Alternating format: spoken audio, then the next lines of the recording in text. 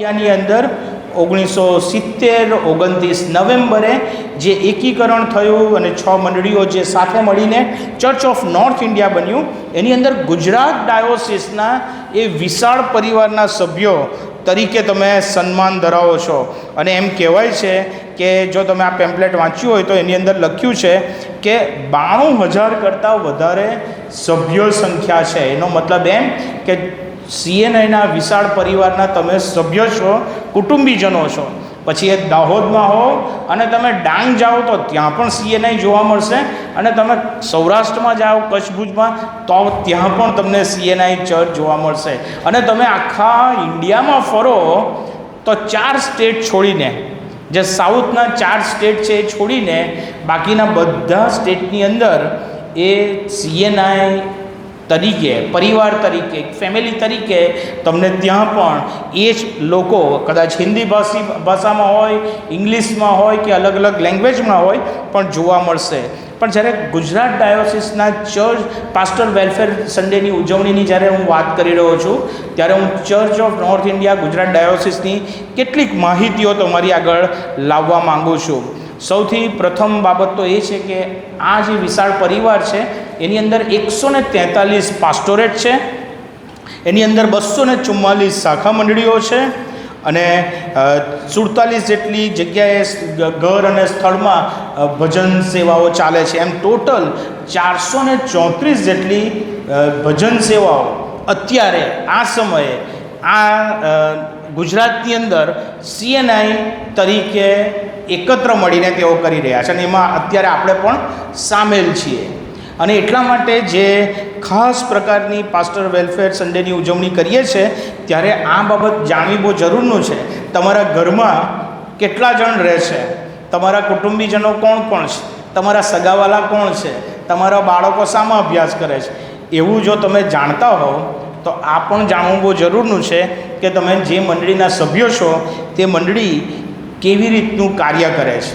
અને CNI ગુજરાત ડાયોસિસે એવું વિચાર્યું કે આપણે પાસ્ટર વેલફેર સન્ડેની ઉજવણી કરીએ, અને એટલા માટે ઉજવણી પાછળનો હેતુ હતો. શા માટે ઉજવણી કરીએ તો તમને જાણીને નવાઈ લાગશે કે આપણી પાસે જ્યારે આટલા બધા વિશાળ પરિવાર છે ત્યારે એની સાચવણી કરનાર આપણી પાસે 117 જેટલા પ્રેસ્બિટર છે, એટલે કે 117 જેવા પાળક સાહેબો આપણી પાસે છે.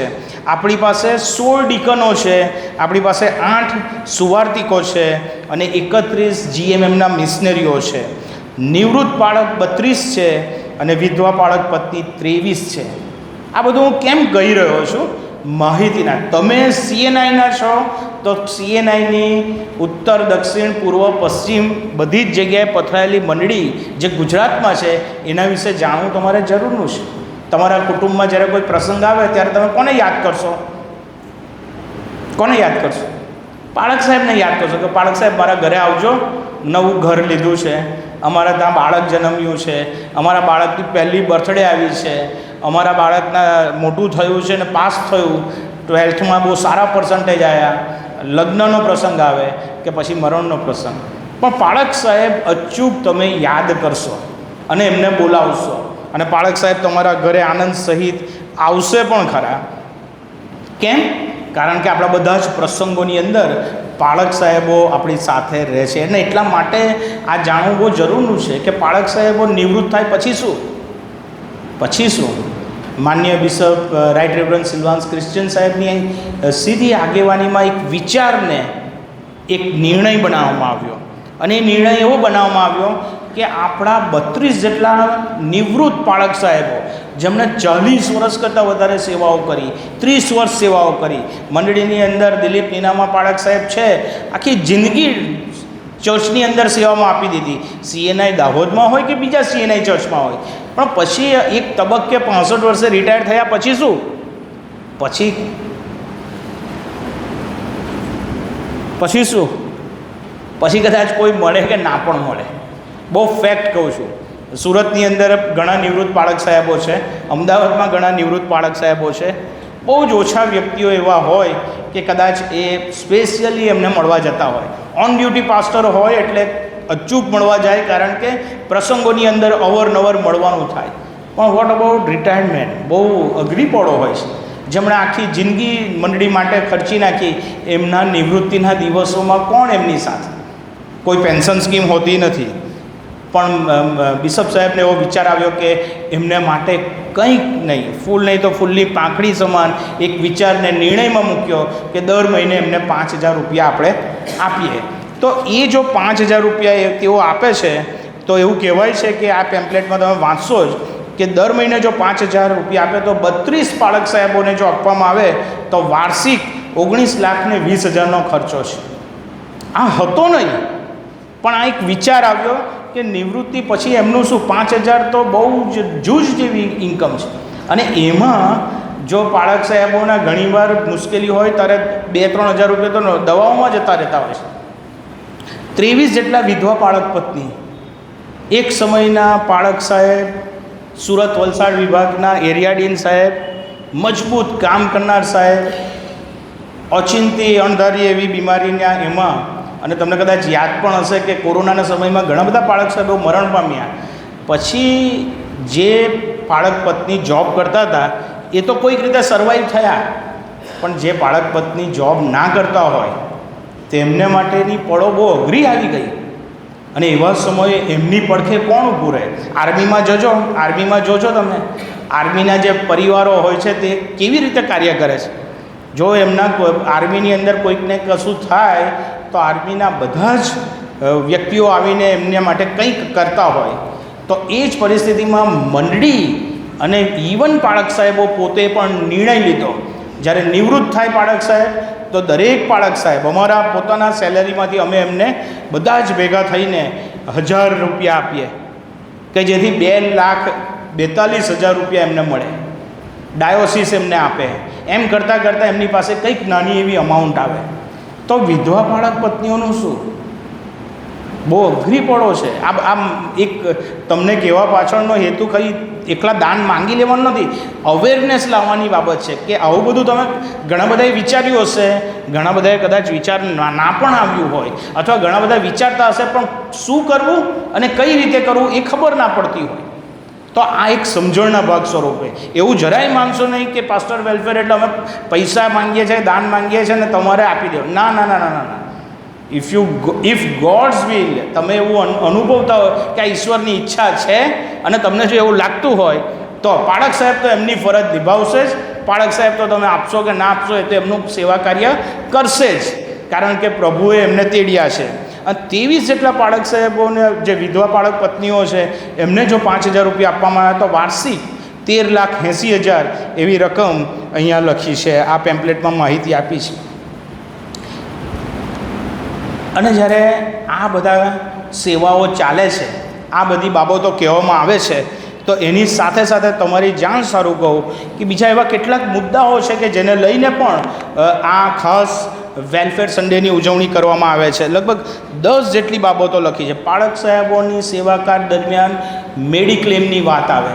કેટલા બધા પાળક સાહેબોને ઓચિંતી એવી બીમારી આવી પડી હોય અને મંડળીએ તો મદદ કરી જ હોય, પણ ડાયોસિસે મદદ કરી હોય. બાળકોના શૈક્ષણિક બાબતોને માટે સહાય માટે ગ્રામ્ય વિસ્તારમાં ભણતા પાળક સાહેબના દીકરી સંસ્કૃતમાં PhD થયા. વિચાર કરો, એવા તો કેટલા પાળક સાહેબો છે એમના બાળકો સારામાં સારો અભ્યાસ કરે છે. સાબરકાંઠાના એક પાળક સાહેબના દીકરી MBBS કરે છે. But what about finance? ઘણી બધી વાર પાળક સાહેબોના બાળકો બહુ જ હોશિયાર હોય છે, પણ એક ખાસ પ્રકારની મુશ્કેલ પરિસ્થિતિ અથવા ફાઇનાન્શિયલ ક્રાઇસિસને લઈને જે જગ્યાએ જવાની ઈચ્છા હોય ત્યાં ના મૂકી શકતા હોય, તો તેવા સમયે ડાયોસિસ એક ખાસ પ્રકારનું પ્રોવિઝન કર્યું છે કે એમના બાળકોને શૈક્ષણિક આ બધી બાબતો એમાં એડ કરવામાં આવે છે. એટલે બાળકોનો સેલરી, ઘણાને એવો પણ વિચાર આવતો હોય કે આ જે એસેસમેન્ટ લેવાય છે એમાંથી સેલરી થાય છે, પણ એ ઉપરાંત આ બધી બાબતોનું શું? એવું કહેવાય છે કે નિવૃત્ત બાળકોને સહાય, અને ત્યારબાદ મરણ અથવા નિવૃત્તિના સમયમાં સહાય. બાળકો વધુ અભ્યાસને માટે બહાર જાય છે. આ પેમ્પલેટની અંદર એક નાની અમસ્તી જે કહેવાય કે લખાણ જે બધું આપ્યું છે એની અંદર ઘણી બધી મંડળીઓમાંથી તમે જોશો તો બાળકો અભ્યાસને માટે ગયા છે.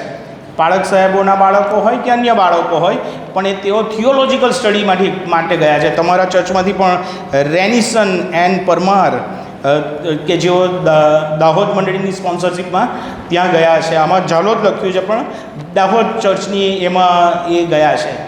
કહેવાનો મતલબ એમ છે કે આ બીજા ઘણા બધા જે અભ્યાસને માટે જાય છે એનો ખર્ચો લગભગ 1 લાખ કરતાં વધારે એનું ફી આવે છે. તો એ ડાયોસિસ પ્રોવાઈડ કરે, મંડળી પ્રોવાઈડ કરે, તો એની અંદર પણ આ ખર્ચો થતો હોય છે. તે ઉપરાંત તમે જુઓ તો બાળકો માટેના જે બાળક પત્નીઓના જે એલાઉન્સ હોય છે તે એડ કર્યા છે એમાં, કે જેમના બાળક પત્ની જેમના જોબ નથી કરતા એમને એલાઉન્સ આપવામાં આવે છે. એવી ઘણી બધી બાબતો એમાં મૂકી છે કે જેને લઈને વાર્ષિક 70 લાખ જેટલો ખર્ચો જે રૂટીન છે એના કરતાં વધે છે.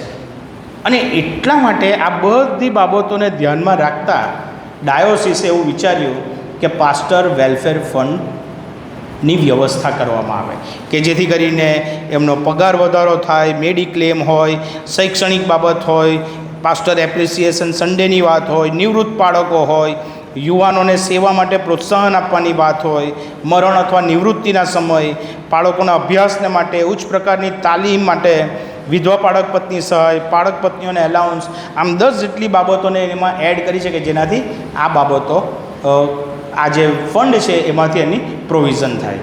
આ થઈ CNIની પાસ્ટર વેલફેર ફંડની સમજ અથવા માહિતી. પણ એટલેથી પૂરતું નથી.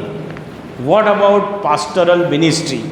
અને એટલા માટે જે શાસ્ત્ર પાઠ વાંચવામાં આવ્યો એ તરફ આપણે જઈએ છીએ અને પ્રભુના વચનોમાંથી આપણે થોડી બાબતો જોવા માંગીએ છીએ કે જેથી કરીને કોઈ પણ જગ્યાએ પ્રભુનું વચન જ્યારે હૃદયને સ્પર્શ કરે છે ત્યારે જ જીવનમાં એક ચોક્કસ પરિણામ આવે છે. અને આ બાબતે પણ જો પ્રભુનું વચન તમને કહી રહ્યું હોય તો અચૂક અવશ્ય બાળકીય સેવાના સપોર્ટના ભાગ સ્વરૂપે આવતા રવિવારે જ્યારે તમે વિશ્વ પ્રાર્થના દિનની ઉજવણી કરશો ત્યારે જે કવર આપવામાં આવ્યા છે એ કવરમાં પ્રાર્થના સાથે કોઈ પણ પ્રકારના કચકચ સાથે નહીં પણ આનંદ સાથે કે પ્રભુએ તમને જે મંડળીમાં જે બાળક સાહેબની સેવાની વ્યવસ્થામાં સાથે મળીને આગળ વધવા માટે તમને જે વ્યવસ્થા ગોઠવી છે એમને એ બાબતો માટે ઉપયોગી થવાય અને એ રીતે તમે એમને મદદરૂપ બની શકો.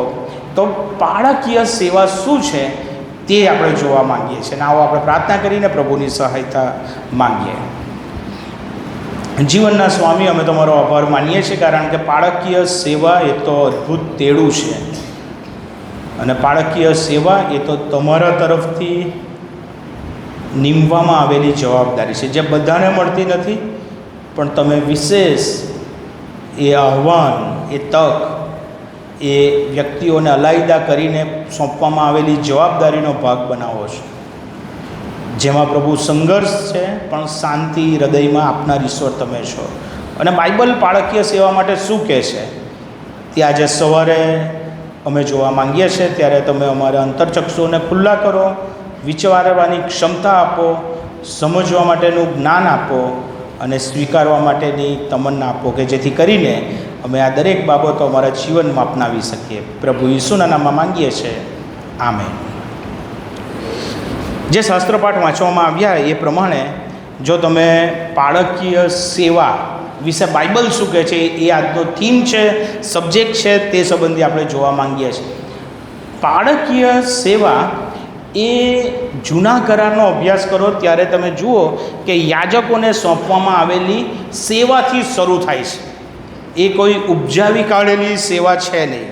એવું કહેવાય છે કે બાળક પરિવારની સમર્પિત સેવાને ઉત્તેજન આપવા, તેમના પ્રત્યેનો આપણો પ્રેમ, સંભાળ, કાળજી પ્રગટ કરવા અને તેમાં જે રહેલું સમર્પણ છે એને લોકો સુધી, લોકો માટે, લોકો મધ્યે લઈ જવા માટે પ્રભુ બાળકીય સેવાનું ખાસ પ્રકારનું તેડું આપે છે.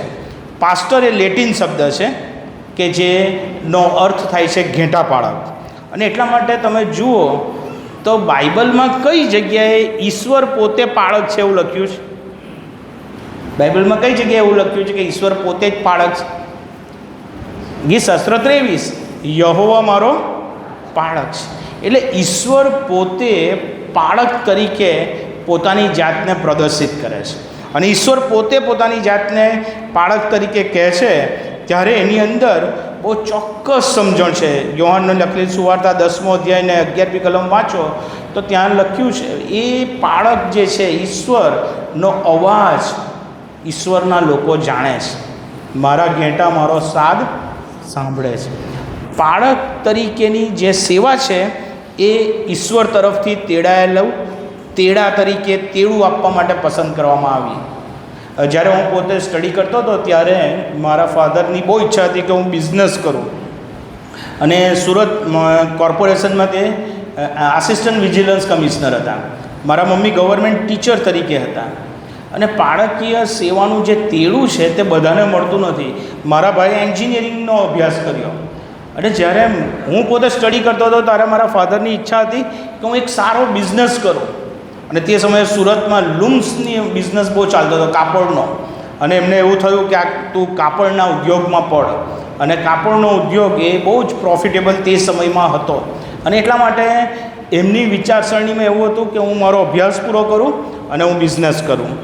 અને પછી જ્યારે મારા છેલ્લા વર્ષમાં હું હતો અભ્યાસના, ત્યારે પ્રભુએ મને એમની સેવાના માટે તેડ્યો.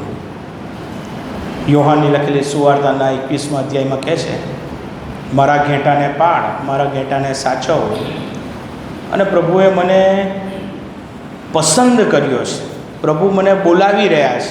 પ્રભુ મને એ વચન દ્વારા સ્પષ્ટ કહી રહ્યા છે કે જાણે મંડળી મધ્યે પાળકીય સેવાની અંદર હું તને અલગ કરવા માગું છું. પણ એ પહેલાં પ્રભુએ બીજું પણ એક વચન આપેલું હતું કે ફસલ પુષ્કળ છે ખરી, પણ મજૂરો થોડા છે. માટે ફસલના ધણીને પ્રાર્થના કરો કે મજૂરોને તૈયાર કરે. અને પ્રભુએ મને જ મજૂર તરીકે પણ તૈયાર કર્યો. મને જ પાળકીય સેવાને માટેનું પણ તેડું આપ્યું. અને જ્યારે મેં મારા ફાધરની સામે એ ડિસિઝન કહ્યું ત્યારે મારા પપ્પા તો બહુ આંચકો ખાઈ ગયા. અને એમને થયું કે હું તારા માટે આવું વિચારું છું ને તું તો કંઈક અલગ જ વિચારે છે. પાળકીય તેડું, પાસ્ટરલ કોલિંગ, ઈશ્વર તેડું બધાને આપતા નથી. એનો અર્થ એવો નથી કે તમે સેવામાં નથી, પણ ઈશ્વર તમને અલગ રીતે તેડે છે. પણ બહુ સ્પેસિફિક તેડું બધાની વચ્ચે પ્રભુ જેને આપે છે પાળક તરીકેનું, એ બહુ ખાસ પ્રકારનું તેડું છે. અને એટલા માટે મેં મારા પપ્પાને એમ કહ્યું કે પપ્પા, મને તો પ્રભુ એમની સેવામાં બોલાવી રહ્યા છે. અને એમણે કહ્યું કે પ્રભુની સેવામાં તો બહુ તકલીફ છે. અને મેં કહ્યું કે મને ખબર છે તકલીફ છે, પણ પ્રભુ મને બોલાવી રહ્યા છે. અને એવું મને લાગે છે, અને મને વચન દ્વારા ખાતરી મળી છે કે તકલીફમાં પણ પ્રભુ મારી સાથે હશે. અને પછી એમણે કહ્યું કે સારું, તને જે યોગ્ય લાગે તે રીતે તું આગળ વધ. અને તે આગળ વધવાની વાત કરી, પણ એમાં ખુશ બહુ નહોતા. પણ મને એવું હતું કે પપ્પા આનંદ સાથે મને એમની સેવામાં મોકલે. એટલે એમણે શું કર્યું, એમણે મને ફાઇનાન્શિયલ સપોર્ટ કરવાનું અટકાવ્યું. જે રીતે મદદરૂપ થતા હતા એ રીતે નહીં કર્યું. હું અભ્યાસ કરવા ગયો અને થોડું જોવાના, મને ચેક કરવાનું કે આ ટકી રહે છે કે નથી ટકી રહેતો. અને પછી એવી ક્રાઇસિસ આવી તો પણ હું તો કશું બોલ્યો નહીં, પ્રાર્થના કરી અને પ્રભુ પર આધાર રાખ્યો. અને 1 વર્ષ પછી મારા પપ્પાએ એવું કહ્યું કે પ્રભુએ ખરેખર તને તેડ્યો છે. નો ડાઉટ ત્યાર પછી એમને બધી રીતે મદદરૂપ બન્યા મને. પણ એ જોવા માંગતા હતા કે લાગણીથી તેડાઈને તું પ્રભુની સેવામાં જાય છે કે ખરેખર પ્રભુ તને તેડે છે એટલા માટે તું સેવામાં જાય છે. અને એમની માનસિકતામાં એવું હતું કે ફાઇનાન્શિયલ સ્ટ્રગલ તારા ડિસિઝનને વીક પાડી દેશે. પણ જ્યારે પ્રભુ તેડે છે ત્યારે પ્રભુ પોતે જ બધી જરૂરિયાત પૂરી પાડે છે. અને પછી મારો અભ્યાસ પૂરો કર્યા અને ગ્રેજ્યુએશન લીધું ત્યારે મારા પપ્પાએ મને એમ કીધું કે પ્રભુની સેવામાં તું છે, પણ એનો આશીર્વાદ અમને પ્રભુ આપી રહ્યા છે. 82 વર્ષની ઉંમર છે, હમણાં હું મળ્યો અને ખુશ હતા કે તું પ્રભુની સેવામાં એ તેડામાં છે. ભલો પ્રભુ જ્યારે તેડું આપે છે પાળકીય સેવાનું, એ બહુ ખાસ પ્રકારનું તેડું છે. અને તેડાની અંદર ઘણી બધી બાબતો સમાયેલી છે. અત્યારે જે સ્ક્રિપ્ચર પોર્શન વાંચ્યું એમાં પણ મૂસાને પ્રભુ તેડે છે. નિર્ગમનનું જે પુસ્તક છે એમાં મૂસાને તેડે છે. મૂસા તો શું કહે છે, પ્રભુ હું તો એના માટે લાયક નથી, મને તો બોલતા આવડતું નથી. ઘણા બધા એક્સક્યુઝ આપે છે. નિર્ગમન 4 વાંચો 10મી કલમ, ત્યાં પણ લખ્યું છે કે હું બોલવામાં મંદ છું. પણ જ્યારે પ્રભુ તેડે છે ત્યારે પ્રભુ એ બધી જ બાબતો એના જીવનમાં શ્રેષ્ઠ રીતે પૂર્ણ કરે છે. પ્રભુ જ્યારે તેડે છે ત્યારે બાળક બહુ સ્પેશિયલ તરીકે છે કે બહુ સારા છે એટલા માટે તેડું આપે છે એવું નથી. આપણે બહુ સારા હોઈએ એટલે પ્રભુ એની સેવામાં તેડે છે એવું કદી નથી. પણ પ્રભુ તેડે છે એની પાછળનું કારણ એટલું જ છે, કારણ કે પ્રભુની પસંદગી તમે છો. વલાઓ, પ્રભુની પસંદગી તમે છો, અને એટલા માટે પ્રભુ ખાસ રીતે તમને તેડું આપે છે. અને તેડાની અંદર કિંમત સમાયેલી છે. શું તમે કદી તમારા પાળક સાહેબને એવું પૂછ્યું છે કે સાહેબ તમારા જીવનમાં સંઘર્ષ છે? મંડળીના લોકો એવું જ માનતા હોય કે બધા જ સંઘર્ષ અમારા જીવનમાં હોય, પાળક સાહેબ તો કમ્પ્લીટ જ હોય. પણ એવું નથી. મૂસાના જીવનમાં સંઘર્ષો હતા, જો ધ્યાનથી તમે અભ્યાસ કરો તો. બીજું જે સ્ક્રિપ્ચર પોર્શન વાંચવામાં આવ્યું એમાં પણ પાઉલ નોંધે છે પ્રભુથી તેડાયેલા જે લોકો છે એના જીવનમાં એકલતાપણું નથી એવું નથી. કદાચ ટોળાની વચ્ચે પાળક સાહેબ હંમેશા હોય અને તમને એમ લાગતું હોય કે પાળક સાહેબ તો બહુ જ એમને તો આનંદ જ છે કારણ કે એ તો હંમેશા લોકોથી ઘેરાયેલા છે. ના, કદી તમે એમની સાથે એમના કુટુંબ પરિવાર, એમના પત્ની, બાળકોના જીવનને નજીકતાથી જોયું છે? ના. આપણે પ્રેઝ ધ લોર્ડ કહીને નીકળીએ, પછી બહુ ઓછા એવા હોય કે અઠવાડિયામાં કદાચ કોઈ વાર મુલાકાત થાય. હા, એવું હોય કે પાળક સાહેબ તમે અમારી અચૂક મુલાકાત લેજો. પણ શું તમે કદી પાળક સાહેબના કુટુંબની મુલાકાત લીધી છે? એમ કીધું છે પાળક સાહેબ આજે હું તમારી મુલાકાત લેવા આવ્યો છું? કારણ કે એ માળખામાં, આપણા માળખામાં જ નથી. પણ એવું નથી. હું ગ્રામ્ય વિસ્તારમાં હતો ત્યારે ઘણા પાળક સાહેબોને મેં જોયા કે જે કુટુંબોની મુલાકાત નિયમિત લેતા હતા. પણ મેં એવા વડીલોને પણ જોયા કે જે બાળકોની પણ મુલાકાત લેતા હતા. મેં મારી જે શરૂઆતની સેવાઓ વ્યારા વિભાગની અંદર કરી અને ત્યારે હું ને હેઝલ, પ્રીતિ નહોતી જન્મી, અમે 2 જણ જ હતા અને બહુ લિમિટેડ અમારી પાસે બધો સામાન હતો. અને એવા સમયોની અંદર ઘણા કુટુંબના વડીલ બહેનો આવે, જુએ, કિચનમાં જો કદાચ કંઈ વસ્તુ ના હોય ને તો પોતે જ જઈને બહારથી લઈ આવે ને મૂકી દે. અને અમે પછી કહીએ આંટી તમે આ શું કરવા લાયા? જરૂર પડશે. કહેવા પાછળનું તાત્પર્ય એટલું છે કે see the way they observe, જે રીતે એમને અહેસાસ થયો, જે રીતે એમણે જોયું કે આવનાર દિવસોમાં કઈ બાબતોની જરૂરિયાત ઊભી થશે, આ બધી બાબતો એમનું અમારા પ્રત્યેનું, અમે કદી માંગ્યું નહોતું, અમે કદી કહ્યું નહોતું, પણ એ પ્રકારના વલણ સાથે એ લોકો ડેવલપ થયા. આવું કદી બન્યું જ નહોતું. હું શહેરમાં હતો ત્યારે કદી આવું બન્યું નહીં. પણ હું ગ્રામ્ય વિસ્તારમાં ગયો ત્યારે મેં આવું જોયું કે આ રીતે પણ એમણે કાળજી લીધી. ઘણી બધી વાર હું બહાર હોઉં તો હેઝલ એકલી જ હોય. વ્યારાનો મિશન બંગલો જો તમે જોયો હોય તો બહુ અલગ છે. ત્યાં આજુબાજુ લોકો નથી એટલા બધા છૂટાછવાયા છે. તો એ મિશન બંગલાની અંદર કેટલી બહેનો એવા હતા કે આવીને બેસતા હતા, વાતો કરતા હતા, એટલા માટે કે એમની પાસે સમય હતો એવું નહોતું. એ બધા પણ કામના વ્યસ્ત હતા, પણ એટલા માટે બેસતા હતા કે પાળક સાહેબ બહાર છે તો બેન એકલા હશે, એમને કંઈ જરૂર હશે. હું ઘણીવાર 2-3 દિવસ માટે બહાર જાઉં તો આવીને પૂછી જાય, આવીને કહી જાય, કંઈક ને કંઈક વ્યવસ્થા ગોઠવી જાય. કહેવાનું તાત્પર્ય એ છે કે શું કદી તમે તમારા પાળક સાહેબ સાથે એવો રેપો બિલ્ડઅપ કર્યો છે? અને એ બહુ જરૂરનું છે, કારણ કે પાળકીય સેવા એ બીજી બધી સેવા કરતાં અનોખી છે. જો તમે કુટુંબમાં પતિ પત્ની, બાળકો અને વડીલો સાથે રહેતા હો તો એમાં આનંદ બી હોય, ખુશી પણ હોય, અને એમાં નાના મોટા વાસણો ખખડતા બી હોય. મંડળીની સેવાની અંદરનું પણ ચિત્ર આ જ રીતનું છે. બધા સાથે હોય. કદાચ આ દાહોદ મંડળીની અંદરના બધા કુટુંબો વર્ષોથી એકબીજાને ઓળખતા હશે. એમાં સુખ દુઃખના ને સારા નરસા બધા પ્રસંગો તમે આ જ જગ્યાએ, આ જ બેન્ચીસ પર બેસીને જોયા હશે. આ જ ચર્ચની અંદર લગ્નનો પ્રસંગ એ જોયો હશે ને આ જ ચર્ચની અંદર મરણના પ્રસંગ બી જોયા હશે.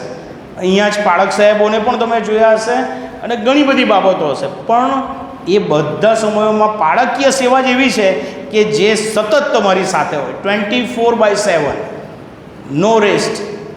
એવું કહેવાય કે ગઈકાલે રાત્રે 11 વાગે ફોન આવ્યો કે હું CNI ચર્ચ થલતેજમાં છું કે સર મરણ થયું છે. CNI દાહોદ ચર્ચમાં આજે સવારે મારાથી અવાતે નહીં, કારણ કે મારે તો મારા ચર્ચમાં જે મરણ થયું હતું અને તરત મેં ફોન કર્યો રેવરન્ડ આર્થન રજવાડી સાહેબને કે સર મારથી દાહોદ જવાનું મુશ્કેલ થશે, આવું કારણ છે. અને તરત જ એમણે મને એમ કહ્યું કે તમે દાહોદ જાઓ, હું તમારા ચર્ચમાં જઈશ અને મરણના આ પ્રસંગે હું ત્યાં રહીશ એમની સાથે. અને એટલા માટે હું અહીંયા દાહોદ આવી શક્યો. અને તરત મેં એ કુટુંબને પણ ફોન કર્યો અને પ્રાર્થના કરાવીને મેં એમની સાથે વાત કરી કે આવી વ્યવસ્થા ગોઠવવામાં આવી છે. કહેવાનો મતલબ એમ છે કે પાળકીય સેવા એ એટલી બધી એકબીજા સાથે વણાઈ ગયેલી છે કે જે દરેક સમયે તમારે તેઓની સાથે અને પાળક સાહેબ તમારી સાથે હોય છે. ઘણી જગ્યાએ એક આવું ઉદાહરણ પણ મેં આપ્યું છે કે તમારા કુટુંબમાં જો દીકરી હોય ને 25 વર્ષ સુધી 24-25 વર્ષ સુધી તમારા ઘરમાં રહે, મોટી થાય અને ઘરમાં એ દીકરીને બહુ જ પ્રેમથી તમે મોટી કરી હોય, સાચવી હોય, સંભાળી હોય, શ્રેષ્ઠ અને બેસ્ટ તમે બધું આપ્યું હોય અને એ તમારી દીકરીને તમે સારામાં સારું ભણાવ્યું હોય ને પછી યોગ્ય ઉંમર થાય ત્યારે એના લગ્ન થઈ જાય અને પછી એ લગ્ન થાય ને પતિના ઘરે જાય. વાતાવરણ અલગ, ત્યાંની સિસ્ટમ અલગ, ત્યાંનું કદાચ ટાઈમ ટેબલ અલગ, ત્યાંની રહેણીકરણી બી અલગ હોઈ શકે, ત્યાંનો ખોરાક બી અલગ હોઈ શકે, બધું જ અલગ. 24-25 વર્ષ સુધી જે વ્યક્તિ સાથે રહી એને એક જ રાતની અંદર એક આખા નવા માળખામાં મૂકી દેવામાં આવે, એને કેવું લાગતું હશે? રાતોરાત બધું બદલાઈ જાય. સમય લે, સમજવું પડે. પાળકીય સેવા પણ કંઈક આવી જ છે. દિલીપ નીનામા સાહેબે વર્ષોથી, મારા સિનિયર્સ છે મારા કરતાં, વર્ષોથી બહુ બધી મંડળીમાં સેવાઓ કરી, કેટલી બધી જગ્યાએ સેવાઓ કરી, કેટલી મંડળીમાં ગયા, દાહોદ મંડળીમાં આવ્યા. નીનામા સાહેબ, દિલીપ નીનામા સાહેબની પોતાની માતૃમંડળી તો હશે જ, બેનની બી પોતાની કોઈક માતૃમંડળી હશે જ, એમના પોતાના કુટુંબીજનો, સગા સ્નેહી મિત્રો હશે જ. છેલ્લા કેટલા વર્ષથી તમે ક્રિસમસ તમારા કુટુંબ પરિવાર સાથે ઉજવી કે તમારી માતૃમંડળી સાથે ઉજવી? મને ખબર નથી કે સાહેબ એમની માતૃમંડળી કઈ છે. કેટલા બધા પાળક સાહેબો છેલ્લા 20 વર્ષથી મેં મારા કુટુંબ સાથે કદી ક્રિસમસ ઉજવી જ નથી. મારા પપ્પાની 82, મારા મમ્મીની 80 વર્ષની ઉંમર, છેલ્લા 25 વર્ષથી અમે કદી સાથે ક્રિસમસમાં બેઠા જ નથી. એ પાળક પરિવારનું સમર્પણ કે જે પોતાની માતૃમંડળી, પોતાના કુટુંબીજનો, પોતાના સગા સ્નેહી મિત્રોને છોડીને કોને પોતાના કુટુંબીજનો બનાવે છે? જે મંડળીમાં એ પાળક છે તે. એ જ મંડળીના તમારા કદાચ ક્રિસમસ દરમિયાન તમારા કુટુંબો બધા ભેગા થઈને ક્રિસમસ ઉજવતા હશે. એવા કેટલાય પાળક સાહેબો છે કે જે લોકો એકલા હશે. હું એક ચર્ચમાં હતો, ચર્ચની 25મી ડિસેમ્બર જબરજસ્ત રીતે ઉજવાય અને પછી ઉજવાયા પછી બધા જ પોતપોતાના કુટુંબ પરિવાર સાથે બહાર જમવા જતા રહ્યા અને અમે લોકો વિચાર્યા જ કરીએ કે આરું હવે શું કરીએ.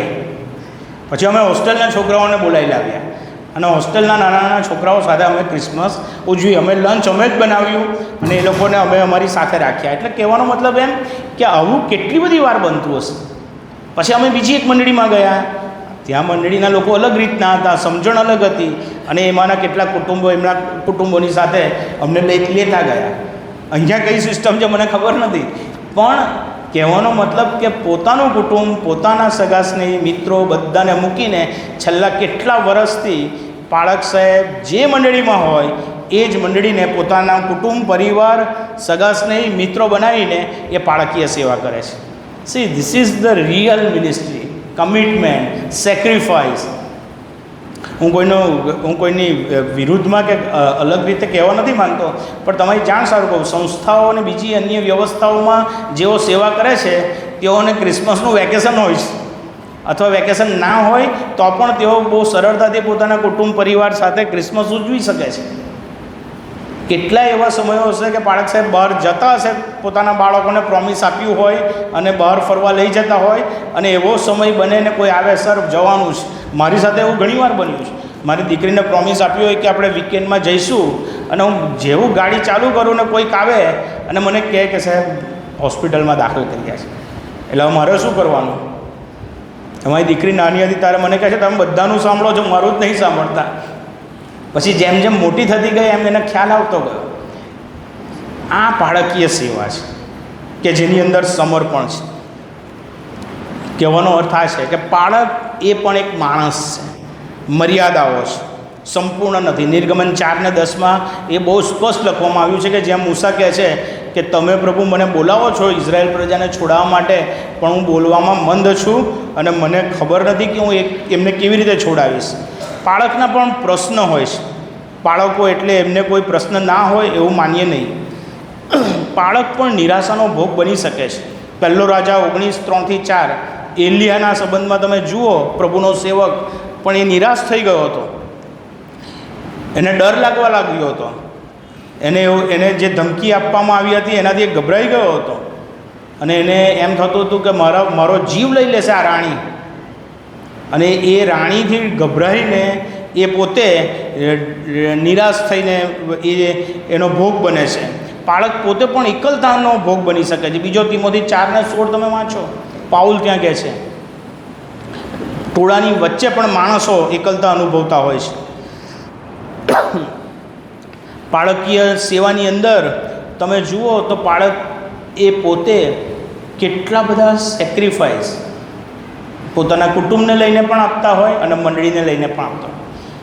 આ જગ્યા પર બેસવું ને ફુલહાર લેવા એ કંઈ બધાને એમ લાગતો હોય બહુ સારું છે, બહુ સારું છે. એમને હું પોતે જ કહું આવો અને તમે અનુભવો કે એમાં તમને કેટલા બધા અલગ અલગ પ્રકારના અનુભવ થાય છે. અને આ જવાબદારી કોઈ વ્યક્તિએ સોંપી નથી, ઈશ્વરે સોંપી છે. એટલા માટે પાળક સાહેબો બધી જ બાબતોને ઓવરકમ કરીને બેસ્ટ સેવા કરવા પ્રયત્ન કરે છે. પણ ઘણી બધી વાર એવું બનતું હોય છે મંડળીના માળખામાં ને વ્યવસ્થામાં ને સમજણમાં. એવું મેં જોયું છે કે એક પાળક સાહેબ બહુ સરસ સંદેશો આપે છે અને પાળક સાહેબની બદલી થઈને બીજા પાળક સાહેબ આવે એટલે લોકો શું કહે, પેલા જૂના પાળક સાહેબને ફોન કરીને કહે સાહેબ તમારો સંદેશો ગજબનો હતો, હમણાં આ જે નવા આવ્યા છે એમનું તો ખબર નહીં પડતી, મને બહુ સમજ નથી પડતી. See, don't compare with each other. Every person has their own uniqueness. અને ઈશ્વરે બધાને યુનિક રીતે બનાવ્યા છે. કદાચ એ વ્યક્તિ સંદેશો સારો એ આપી શકતી હોય તો કદાચ બીજા એક બાળક બહુ સારું એડમિન કરી શકતા હોય, તો કોઈક બાળક સારું ગાઈ શકતા હોય, તો કોઈક બાળકો બહુ સ્ટ્રોંગ રેપો યુથની સાથે બાંધી શકતા હોય. ધેર આર વેરાયટીઝ, બહુ બધી વિવિધતા છે.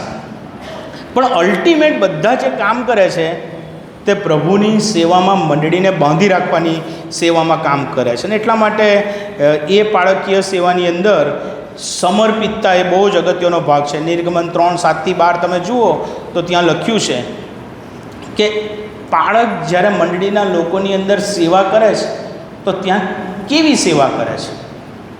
બાળક જે છે તે આત્મિક સેવા બી કરે છે અને બાળક એ સામાજિક સેવા પણ કરે છે.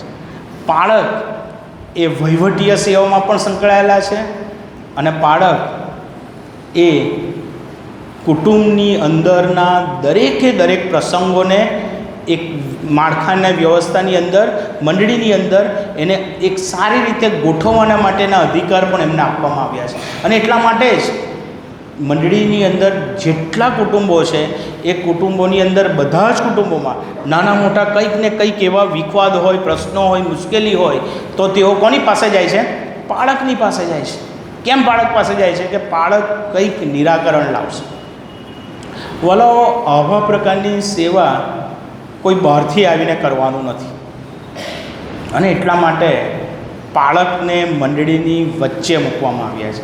ઘણી જગ્યાએ બાળક સાહેબનું રહેવાનું અલગ હોય, ચર્ચનું બિલ્ડિંગ અલગ હોય ને મંડળીના લોકો અલગ રહેતા હોય. જૂના સમયમાં મિશનરીઓ જ્યારે આવ્યા ત્યારે જો તમે જોશો તો મંડળી ચર્ચ ત્યાં જ બાંધવામાં આવતું હતું કે જ્યાં આજુબાજુ મંડળી ક્રિશ્ચિયન લોકોની વાડો હોય કે આઈપી મિશન કમ્પાઉન્ડ હોય, જેવું આપણી પાસે અહીંયા છે વ્યવસ્થા, કે તમે બધા જ નજીક નજીક રહેતા હશો મોટે ભાગેના. અને ત્યાં પાળક તરીકે મૂકવામાં આવતા હતા. મુગલીસરાની અંદર તમે જાઓ તો આખી કમ્પાઉન્ડ છે અને કમ્પાઉન્ડની સેન્ટરમાં જ ચર્ચ ને એની બાજુમાં જ પાળક સાહેબનું ઘર. કેમ? કારણ કે દરેક સમયે પાળક ત્યાં આવીને એ મંડળીના વાલાઓને દરેક પ્રકારની સેવાઓ પૂરી પાડી શકે છે. પાળકની જે સેવા છે તે આ પ્રકારની છે. જો મંડળીના કુટુંબોની અંદર પાળકે શું સેવા કરે છે અને મંડળીએ શું રિસ્પોન્સ આપવાનો છે એ મુદ્દો આપણે નિર્ગમન અને એના આધારે જોઈએ છીએ. તો પાળક એ મંડળીના લોકોને પ્રભુનું વચન સમજાવે છે, પાપ વિશે સમજાવે છે, તારણ વિશે સમજાવે છે, નવા જન્મ વિશે સમજાવે છે અને મંડળીના બધા લોકોને સાથે રાખીને આત્મિક ખોરાક આપે છે. ઈશ્વરને ઓળખે એ માટેના પ્રયત્નો કરે છે.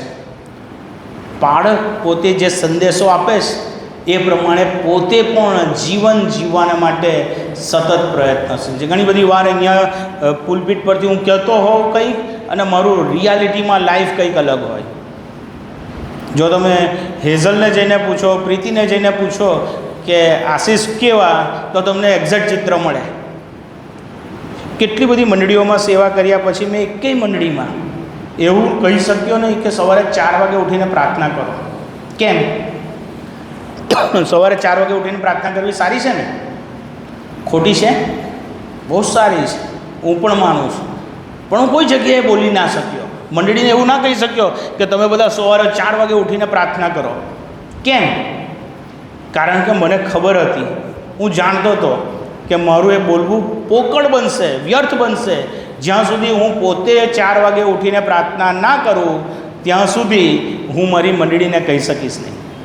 વાલાઓ, જે સંદેશો પાળક સાહેબ આપે છે એ સંદેશાની અસર ત્યાં સુધી જ રહેશે જ્યાં સુધી એ પાળકના જીવનમાં એ તબક્કા સુધીનું હશે. જો ફક્ત બોલવાનું હશે તો એ વચન અસર કરી શકશે નહીં, પણ જો એ પ્રમાણે જીવન જીવતા હશે તો મંડળીના લોકોના જીવનમાં આત્મિક કાર્ય થશે. પાળકનું કાર્ય બીજું શું છે કે જેઓ વાડાની બહાર છે તેઓને વાડામાં લાવવા. એનો અર્થ એમ કે જેઓ પ્રભુને ઓળખે છે તેઓ તો ખરા જ, પણ ડિસેમ્બર મહિનો આવે ત્યારે તમારા મિત્રોને તમારે તમારા ચર્ચમાં લાવવા જોઈએ, પાળક સાહેબને કહેવું જોઈએ.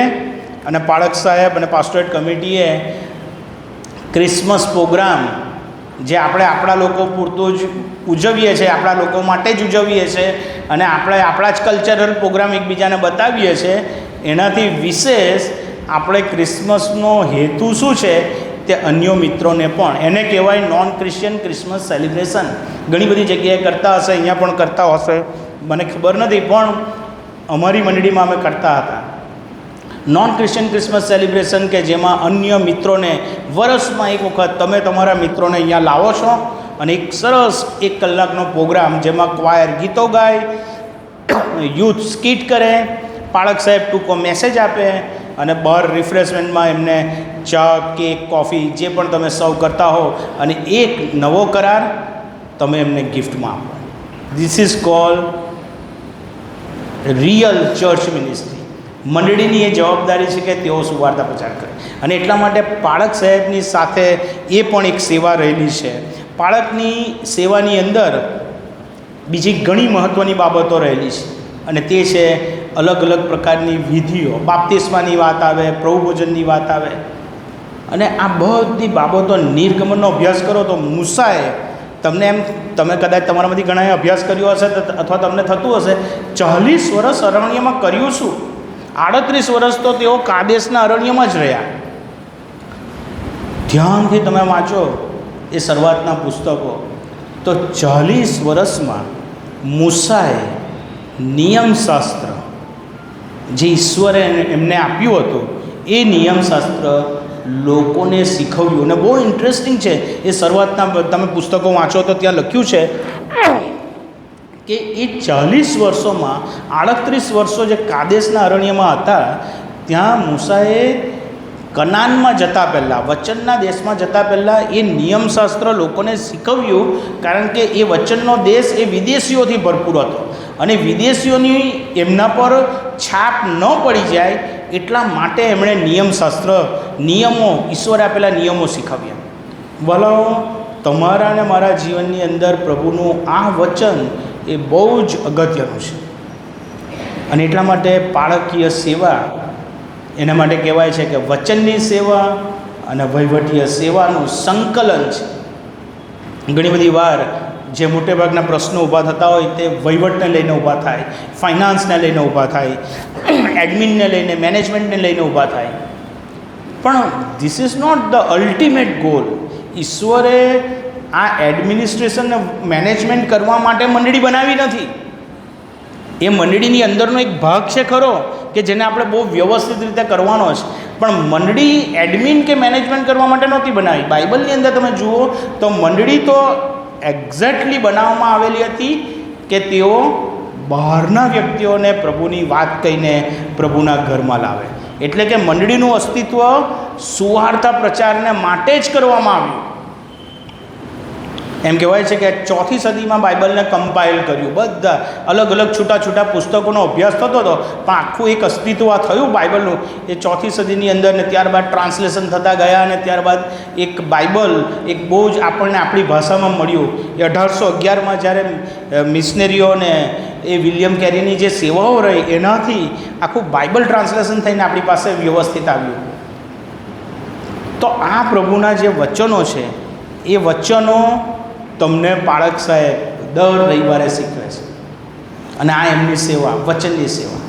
અને એટલા માટે વાલાઓ, આ સમય છે કે જ્યારે પાળક સાહેબની આવી સેવાઓની અંદર ઘણી બધી વાર પાળક પત્ની ભૂલાઈ જાય, પણ અચૂક યાદ રાખવું કે પાળક પત્નીના સપોર્ટ વગર પાળક સાહેબો અસરકારક સેવા કરી શકતા નથી. કારણ કે પાળક સાહેબને પણ તમારા જેવું ઘર હોય છે, એમને પણ બાળક હોય છે, તમારા જેવા જ પ્રશ્નોની સાથે તેઓ પણ જીવન જીવે છે, પણ બધું પ્રભુ પર આધાર રાખીને અને આટલી બધી બાબતોમાં પોતાના વિશ્વાસને કેળવીને જીવે છે. ત્યારે તેઓ તમને ને મને શીખવી શકે છે કે પ્રભુ પર વિશ્વાસ કેમ રાખવો, કેવી રીતે રાખવો, શા માટે રાખવો. રોમન કેથલિકની અંદર સિસ્ટમ અલગ છે. જે પાસ્ટર ફાધર હોય એમના મેરેજ જ ના થાય અને એમણે એક ખાસ પ્રકારના જીવનમાં આગળ વધવાનું. પણ આપણા પ્રોટેસ્ટન્ટમાં એવું નથી. વ્યવહારો, ડે ટુ ડે લાઈફના પ્રશ્નો, સંઘર્ષો, નાની નાની જરૂરિયાતોમાં ઊભા થતી ચિંતાઓ, એ બધું પાસ્ટરલ મિનિસ્ટ્રીમાં આવે છે. આપણી વ્યવસ્થા. મારા એક મિત્ર છે, ફાધર છે, અને અમદાવાદમાં બહુ સારી જગ્યા પર એમની સેવાઓ કરે છે. અને એ એવું કહે છે, અમે તો જ્યાં જઈએ ત્યાં અમારા માટે બધી વ્યવસ્થા ઉપલબ્ધ જ હોય. અમારે તો ખાલી કપડાં લઈને જ જવાનું, ગાડી બી આવી જાય, જે ઘરે જઈએ ત્યાં બધી સુવિધા પણ હોય. અમારે કશું જ નહીં કરવાનું, અમારે ખાલી એક જ કામ કરવાનું. જો અમને પેરિસમાં મૂક્યા એટલે કે ચર્ચમાં મૂક્યા તો ચર્ચનું એડમિન કરવાનું, અને જો અમને ઇન્સ્ટિટ્યુશનમાં મૂક્યા તો અમારે ઇન્સ્ટિટ્યુશનનું મેનેજમેન્ટમાં અમારે કોઈને કશું પૂછવાનું નહીં. અમને જે યોગ્ય લાગે એવા ડિસિઝન સાથે આગળ વધવાનું અને મેનેજમેન્ટની જે બોડી હોય એમને જણાવવાનું. ફૂલ ફ્રીડમ. આપણી એવી વ્યવસ્થા નથી. આપણે સાથે રહીને સહભાગિતામાં, પાર્ટનરશિપ એપ્રોચમાં, પાસ્ટોરેટ કમિટીની વ્યવસ્થામાં આ બધું કાર્ય કરીએ છીએ. ત્યારે એક જ પ્રશ્ન સાથે હું પૂરું કરીશ કે પાળકીય સેવા એ પ્રભુએ સોંપેલી સેવા, અને જે તે પાળક સાહેબ તમારા ચર્ચ પર છે તે પાળક સાહેબને પ્રભુએ ત્યાં મૂક્યા છે. કોઈએ દિલીપ નીનામા સાહેબને કહ્યું નહોતું કે પાળકીય સેવામાં જાઓ. ના તો કોઈ ડાયોસીસે, ના તો કોઈ મા બાપે, ના તો કોઈ ભાઈ બહેનોએ, કે ના તો કોઈ સિનિયર પાળક સાહેબ હોય, કે ના તો કોઈ બિશપ સાહેબ હોય. કોઈએ કદી કશું કહ્યું નહોતું. એ તેડું તો ઈશ્વરે જ આપ્યું. અને એટલા માટે દિલીપ નીનામા સાહેબ પાળકીય તેડામાં આવ્યા, અભ્યાસ કર્યો, સંઘર્ષ વેઠ્યો, મુશ્કેલીઓમાંથી પસાર થયા. એને એમના વાઈફ ને એમનું કુટુંબ પરિવાર, તમને જાણીને નવાઈ લાગશે, જે પાળક સાહેબ તમારી સામે બેઠા છે એ પાળક સાહેબે એમના જીવનની અંદર BTHનો અભ્યાસ GUSTમાં કર્યો, પણ કોઈ પણ પ્રકારના એવા બેકગ્રાઉન્ડ વગર. એ કોઈ ઇંગ્લિશ મીડિયમમાં ભણ્યા નહોતા કે એમની પાસે એવી કોઈ શ્રેષ્ઠ સુવિધાઓ નહોતી. કદાચ એમના બાળકો બહુ સારું એજ્યુકેશન લઈ રહ્યા છે, પણ તેમ છતાં BDનો અભ્યાસ કરવા ગયા. That is the real challenge. કેમ કદાચ તમારામાંથી જેઓ ઇંગ્લિશમાં ભણ્યા હશે એમના માટે બહુ સામાન્ય વાત લાગતી હશે, પણ જેઓ નથી ભણ્યા અને એમણે ત્યાં યુબીએસમાં જઈને જેઓ ગયા છે એમણે જોયું છે કે ત્યાંનું વાતાવરણ કેવું છે, ત્યાં કેવા પ્રકારની પરિસ્થિતિ છે, અને એવા બધી જ ચેલેન્જ એમણે ઉપાડી. એમને કોઈએ કહ્યું નહોતું, પણ એમની ઈચ્છા, બાળકોને પત્નીને 2 વર્ષ સુધી અહીંયા મૂકીને ત્યાં એકલા રહીને ભણ્યા. કેમ? કે જેથી હું કંઈક સારું શીખું, જાણું, તો મારી મંડળીને સારામાં સારું આપી શકું. એક બાળકને તૈયાર કરતા, ખાલી તમારી જાણ ખાતર કહું છું, એક બાળકને તૈયાર કરતાં 10 વર્ષ થાય છે. એક કમ્પ્લીટ પ્રેસ્બિટરી ઇન્ચાર્જ જો તમારી મંડળી પર આવે તો એની લાઈફના 10 વર્ષ જાય છે. કેવી રીતે? 4 વર્ષ એના અભ્યાસમાં જતા રહે છે, અને બાકીના 4 થી 5 વર્ષ એ એની અલગ અલગ સ્ટેજના જાય છે. ઇવેન્જલિસ્ટ તરીકે હોય 2 કે 3 વર્ષ, ડીકન તરીકે હોય, અને પછી ફૂલ ફ્લેજ પ્રેસ્બિટર તરીકે, અને એમાં બીજા આ 5 કે 6 વર્ષ જેવા નીકળી જાય. એટલે 10 વર્ષે એક કમ્પ્લીટ બાળક તમને મળે છે, અને એ 10 વર્ષે એક કમ્પ્લીટ બાળક મળે છે. એની પાછળ એનો સ્ટડીનો ખર્ચ, એના બીજા ફાઇનાન્શિયલ, એ બધું જો તમે ગણતરી કરો તો વર્ષના ₹1,00,000 બી એની માટે અલગ કરો. બહુ જ ઓછામાં ઓછી કિંમત મેં તો કહી છે ₹1,00,000. 10,000 બી અલગ કરવામાં આવે તો ₹10 લાખ જેટલો ખર્ચો એનો થઈ જતો હોય છે. 10 વર્ષે એક બાળક પડે, લગભગ એને તૈયાર કરવામાં 10, પણ બાકીના વર્ષો સુધી એ મંડળીને સેવાને માટે ઉપયોગી બને છે. અને એટલા માટે આટલા બધા સંઘર્ષો સાથે જ્યારે પાળક સાહેબે આ સેવાનું તેડું પ્રાપ્ત કર્યું, then responsibility goes to you. તમારે ચર્ચ તરીકેની જવાબદારીમાં આવે છે.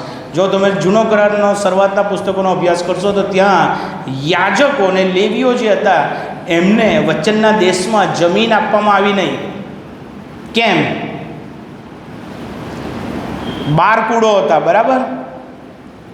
બધા કુળોને જમીન આપવામાં આવી વચનના દેશમાં.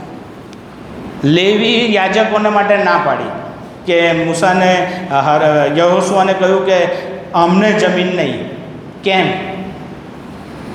એટલા માટે કે પ્રભુના ઘરની, મંદિરની બધી જવાબદારી એ યાજકોની હતી, બાળકોની હતી, લેવીઓની હતી, અને એમને સાચવવાની જવાબદારી એ ઇઝરાયલ પ્રજાની હતી.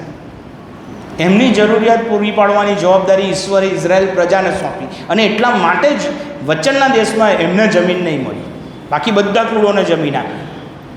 કે તમારી બધાની જવાબદારી કે આ યાજકોને તમારે સાચવવાના છે. એટલા માટે કે જેથી કરીને એમની બેઝિક જરૂરિયાત ઇઝરાયલ પ્રજાએ પૂરી પાડવાની છે, કે જેથી કરીને તેઓ તમારી આત્મિક જરૂરિયાતો પૂરી પાડી શકે. અને એટલા માટે ઘણા બધા પાળક સાહેબો ફક્ત ઘણી એવી ગેરસમજ હોય છે કે પાળક કોણ બને, તો ઘણી બધી વાર એવી સમજ ધરાવતા હોય છે કે કોઈકને સારો અભ્યાસ ના કર્યો, કે પછી કોઈક જગ્યાએ સારો વ્યવસાય ના મળ્યો, કે બહુ કંઈ આગળ પડતું બહુ એજ્યુકેશનમાં આગળ વધતા નહોતા, એટલા માટે પાળકીય સેવામાં આવ્યા. આ ભૂલ ભરેલી માન્યતા છે. અત્યારે સૌથી સારામાં સારું CNI ગુજરાત ડાયોસિસમાં સૌથી વધારે એજ્યુકેટેડ પાસ્ટર્સ ધીરે ધીરે આવી રહ્યા છે, અને એટલા સારા બાળકો છે કે જે પોતે સારામાં સારું જો બહાર જાય તો અર્નિંગ કરી શકે. મેં જે અભ્યાસ કર્યો એ અભ્યાસ પ્રમાણે જો હું બહાર જાઉં તો હું સારામાં સારું એ કરી શકું. સારામાં સારું મારા પોતાના અભ્યાસ દ્વારા, મારા પોતાના એક્સપિરિયન્સ દ્વારા. પણ we have committed our life two God. ઈશ્વરને જ્યારે આ જીવન સોંપ્યું, સેવામાં તેડાયા, સમર્પણ કર્યું, ત્યારે now it's responsibility goes to church, કે ચર્ચ હવે એ જવાબદારી ઉપાડે. તો ચર્ચનો શું રોલ છે? એ પાસ્ટર વેલફેર ફંડ જે સન્ડે છે ઉજવણીનો, એનો હેતુ છે. પાળક તરીકેનો તો આ રોલ અદા કરે જ છે પાળક સાહેબ. તો પછી મંડળીનો શું જવાબદારી છે?